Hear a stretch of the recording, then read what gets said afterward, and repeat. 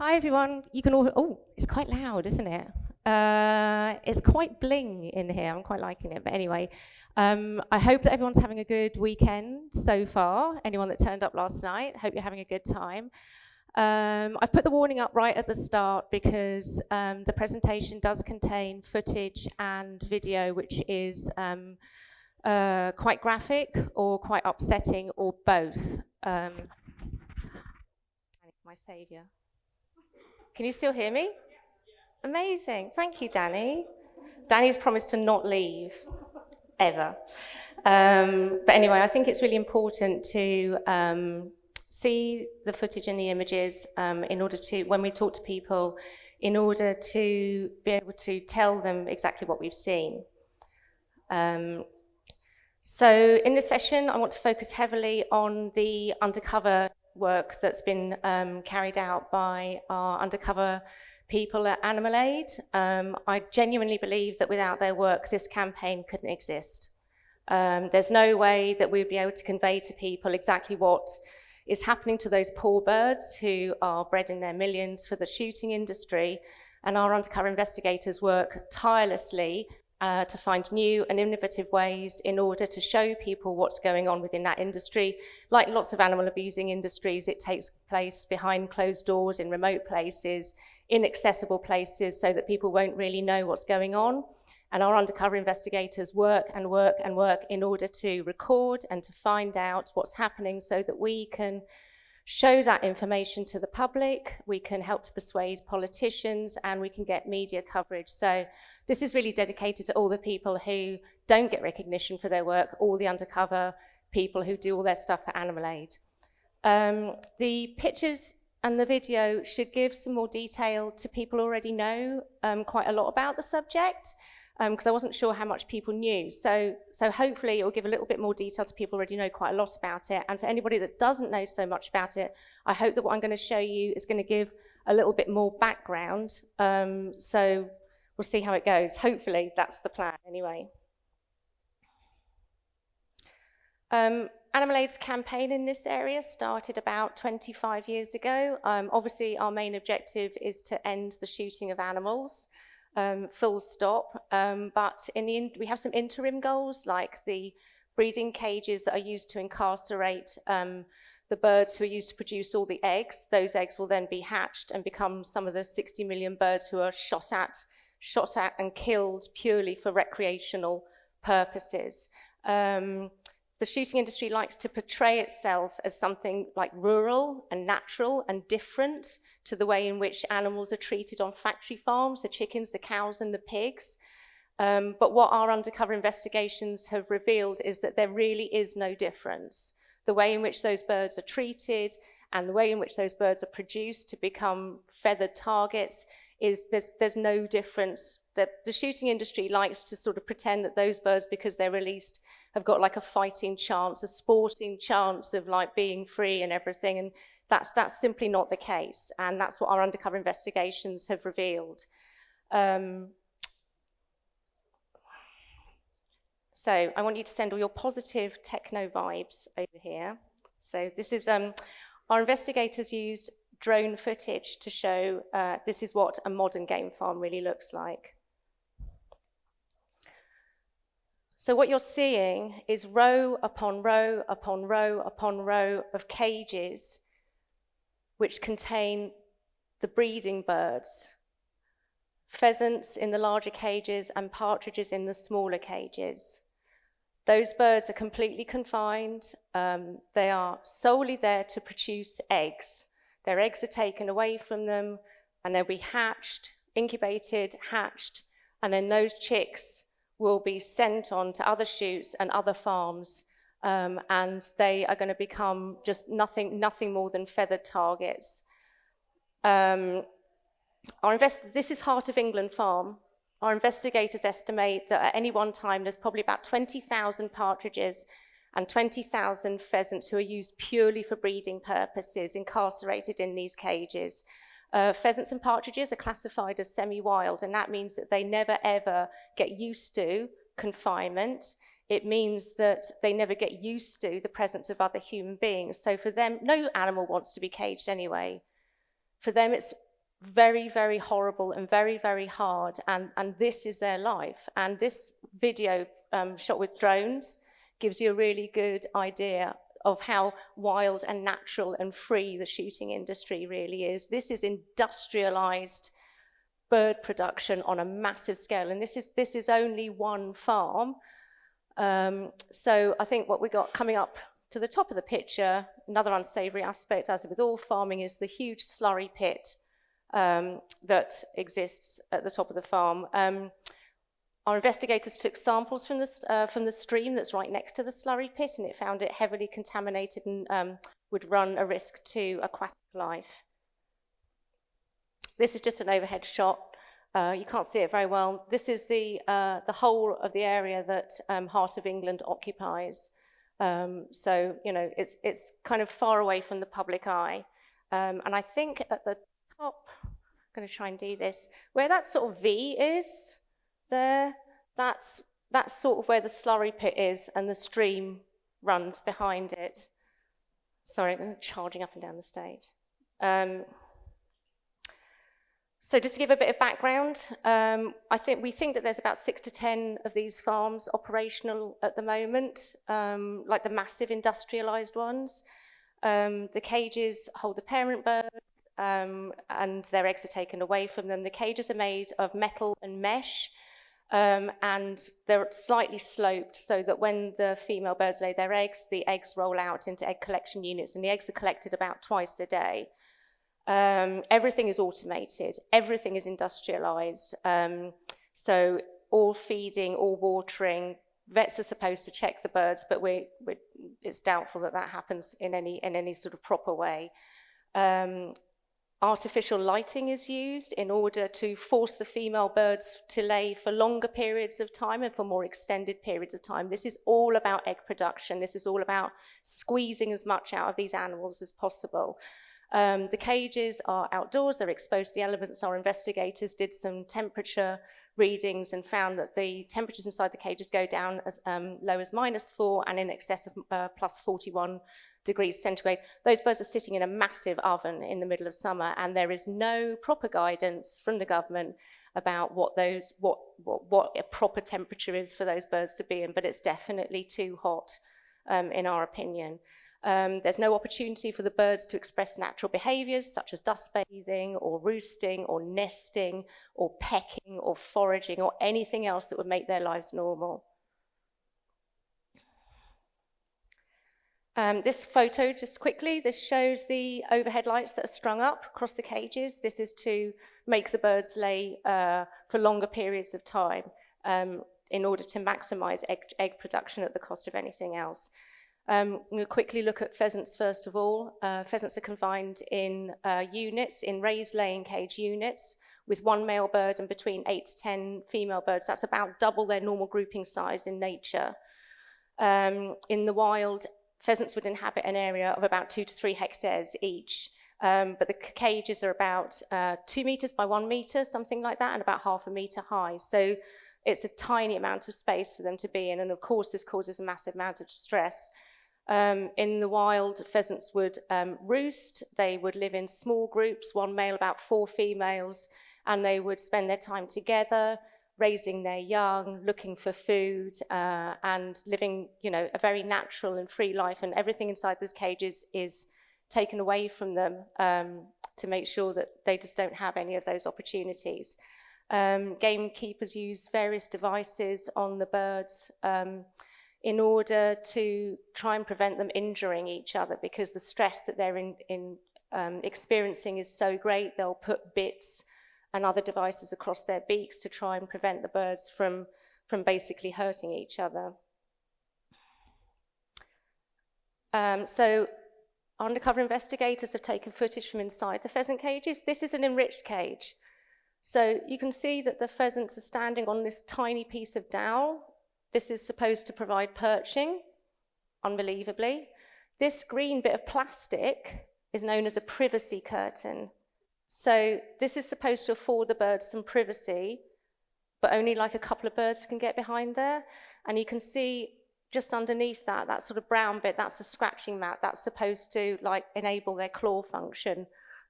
obviously it's all nonsense. So these cages are raised off the ground, and that's so that the feces from the birds will drop through.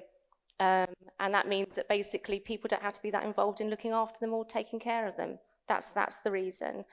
So other than that, major visual clues, you can see that the female pheasants in this one have got beak shrouds over their beaks, and you'll also be able to see that on their backs is what the industry refers to as saddles.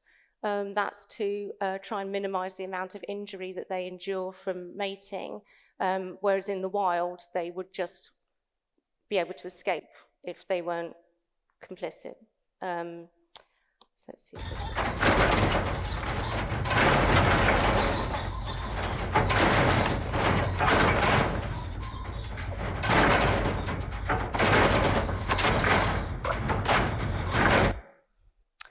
What the birds are doing is it's something called jump escape, and that's because they're so desperate to get out of the cages that they repeatedly lunge at the cage roof. The shooting industry will say that it's only because our undercover operatives were standing close to the cage, but what our undercover people also have done in the past is to set cameras way back in the tree line, and the birds do exactly the same thing. They're desperate to get out. And this footage is taken from an unenriched cage. There's hardly any difference. As you'll see, there's nothing in this cage. There's no roost, there's no sort of bedding materials, there's no stimulation for the birds, there's nothing. And as you can see, the cages are exposed to the elements. I'll just play this, it's a little bit of footage, I'll just play it quickly.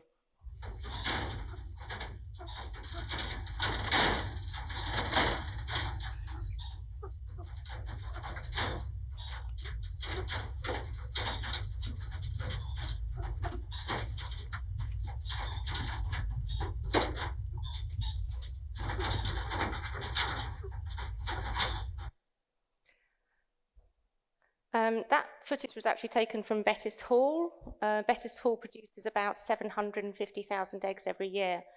Bettis Hall is the largest producer of pheasant eggs in the whole of the country. Their annual turnover is just shy of about £13 million, and their annual profit is just shy of £7 million. And that's how they treat them. So this is a close-up photo of a male pheasant. As you can see at the base of his body, just before his tail, he's heavily feather-pecked.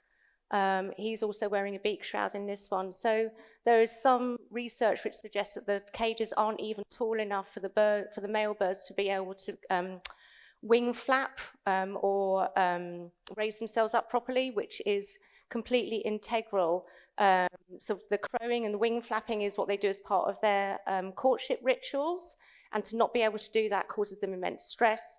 Feather loss is an indicator to other pheasants of, it's like a sign of weakness, and it means that the birds who've experienced feather loss will be attacked even more than they are already. And it's a massive stressor for the birds. And of course it means that they losing their ability to keep warm as well. Just quickly, female pheasants here.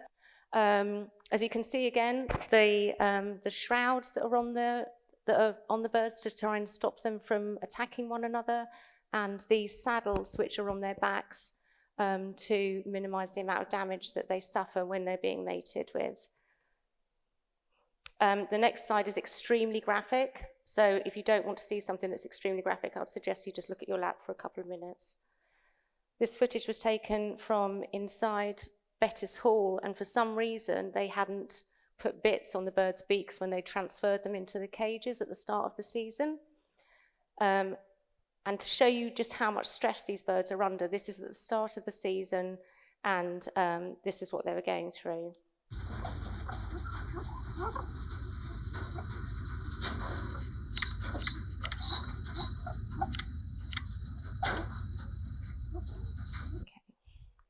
So I'm just going to skip through these quite quickly. These show the egg collection units. I'm running out of time already. Partridges, the situation is even worse for partridges. Partridges in the wild live as a monogamous couple. They would choose their own mate. On game farms, they are force paired, which means they just get one male and one female and chuck them in a cage together. That causes an immense amount of stress. Male partridges are very territorial, and the sight of other male partridges makes them extremely anxious.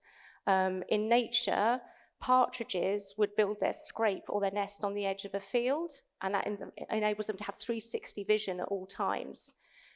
Because the male partridges are so territorial, basically what the industry does is put them in a metal box. Never any enrichment in the partridge boxes. Partridges in the wild would roam between 7 and 52 hectares, and these boxes are like less than a metre by half the metre. So just going to quickly play this.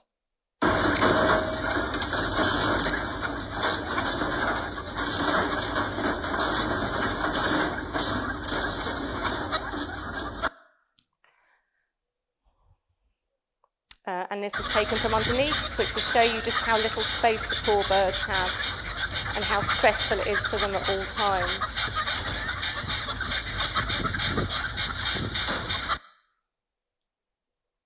I'm going to have to keep zooming because I'm really running out of time. The eggs are collected, they're incubated, they are hatched. I really want to get to this next bit of footage though, because this was a massive investigation. This is an incubation unit. Very high tech, very far away from anything you'd think would be natural. The next slide is upsetting. It shows, this is taken from a 2019 investigation that our investigations unit undertook. It was a huge operation using multiple camera angles, multiple days of returning, adjusting cameras, gaining footage, piecing the footage together. It was a massive operation, and this had never been seen in the UK before. This is where the chicks are brought out of the incubation units, and on the left there you can see the conveyor belt that they're loaded onto. This big machine at the front is like counting and weighing, and the cardboard boxes you can see at the bottom here is where the chicks will be put into. So this made national press and was on Sky News and stuff like that, and this is purely down to our investigations team who got all of this stuff. This had never been seen before. I'm just going to play this out.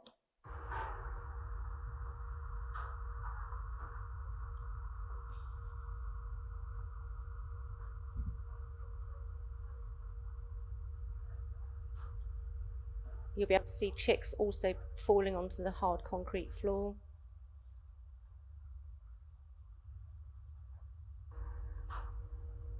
I think this just shows how completely automated and industrialized this whole system is.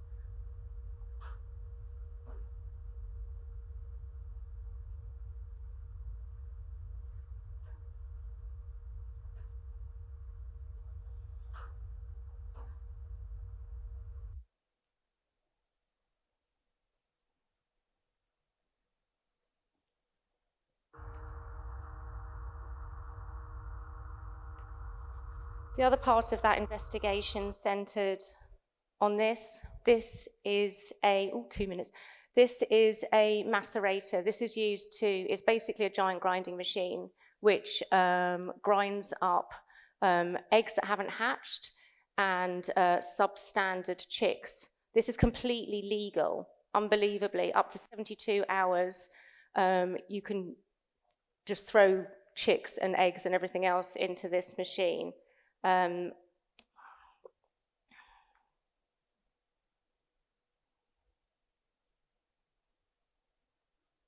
So this was another camera angle that they set up. And this woman is tipping eggs and hatching eggs.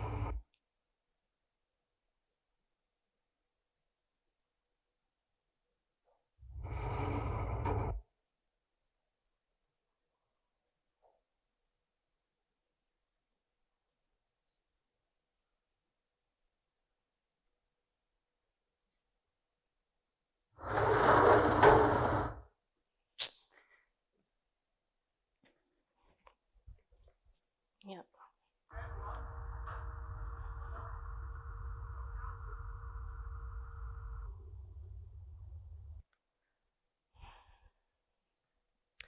I'm going to skip across this bit. This is Bettis Hall. There wasn't an opportunity to set up cameras, so our investigators sat really, really, really still to record the same. Oh no, it's just going to do it anyway, isn't it? So this is a different part. This is where, after the chicks have been loaded into those cardboard boxes, they end up in this room. And I think this just shows the mass. This is one day. This is one day of hatching and boxing up the chicks. And they are kept there overnight. No food, no water, no nothing. And they're just, they're just piled high. And what I read on one website is they like to put a few extra in to account for the wastage overnight, where the chicks will die in transit or will die once they get to their destination. It's absolutely heartbreaking. I've been told that I need to get off. Okay. Okay, so these are the rearing sheds. I can get across this one quite quickly. This is the massive pens where the young birds are taken out. Our investigators use drone footage in order to capture the massive scale of these. Breeding and releasing of specifically produced birds became popular after the 1960s, when wild bird populations could no longer withstand the amount of people who were shooting them. So this is a pheasant release pen where the birds are transferred when they're about 7 or 8 weeks old. It's absolutely massive. This is on a hugely prestigious shoot owned by a very famous person. We've also done work on predator control. Snares are due to be outlawed in England, hopefully this year. They've already been outlawed in Wales and Scotland. We're going to be turning our attention to some other types of traps quite soon. This next picture shows a bird trap with a lure bird. So these birds are put into these traps to lure other birds in, and these are very common sights on and around game farms. In order to get rid of, like any industrialized process, they don't want anything that's going to interfere with the welfare of their produce. And just lastly, I will just end on this, I promise. On one game farm, so the trap I showed you before, this is the same sort of trap that you can see here. When you put a crow into that trap, it's legal, inverted commas.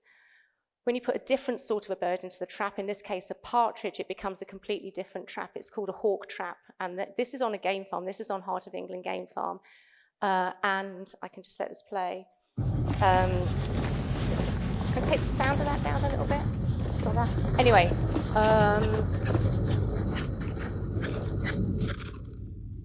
This was set up to specifically catch birds of prey on a game farm.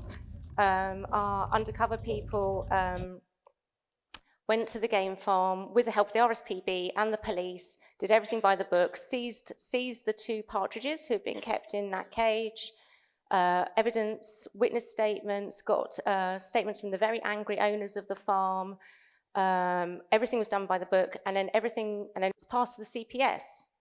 And then everything went very quiet, and the police kept chasing the CPS, and RSPB kept chasing the police, and everything else, and it kept going on and going on. And then suddenly, we found out that the 2 birds who had been seized, who had been taken to a sanctuary, had been mysteriously killed overnight.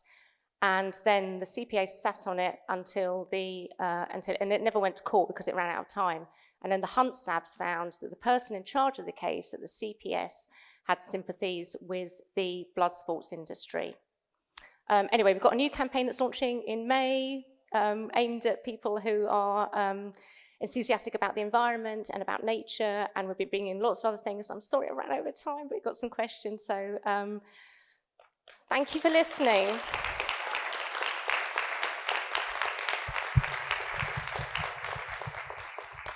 Thank you so much.